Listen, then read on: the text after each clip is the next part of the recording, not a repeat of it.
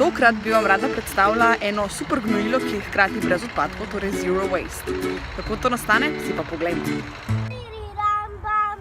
Najboljše je, da imamo koprive kar takole ob vrtu, jaz jih imam ob kompostniku.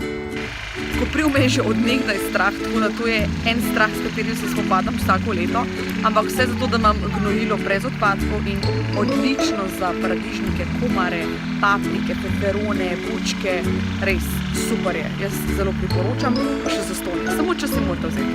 Koprive naberete, jaz jih kar porežem, zato da potem še naprej rastejo in potem jih date v eno posodo. Lahko date tudi v zalivalko načeloma. Jaz dam v večjo posodo en tak sod, kamor jih noter dam in potem z vodo zalijem. Potem pa toliko časa čakam, res moram smrviti kot vzor in potem rata tako super gnojilo. Sicer je treba počakati, da se listi razkrojijo. Bolj kot se razkrojijo koprive, boljše gnojilo je. Zdaj pa poglejmo, kako dejansko izgledajo namočene koprive po več tednov. Tole ima že močen von, že kar malo smrdi. Jaz imam tako palco, da takole pomešam. In evo, če pogledamo, so ostala samo še stebla. Mogoče kakšen listek, ampak drugače pa večinoma stebla. Lani sem se naučila, da če dajem stebla na gredice, tam, kjer sem v bistvu zalivala paradižnike, paprike, so letos zrasle koprive. Dajte raj stebla na kompostniku, oziroma nekam jih dajte, kjer bojo potem koprive rasle. To je ena fajn opcija, da imate koprive vedno blizu. Jaz jih imam recimo kar pri kompostniku. Se pravi, dala sem jih na kompostniku in zraven zdaj rastejo koprive, ki jih vedno trgam, se pravi postopoma. Še en nasvet.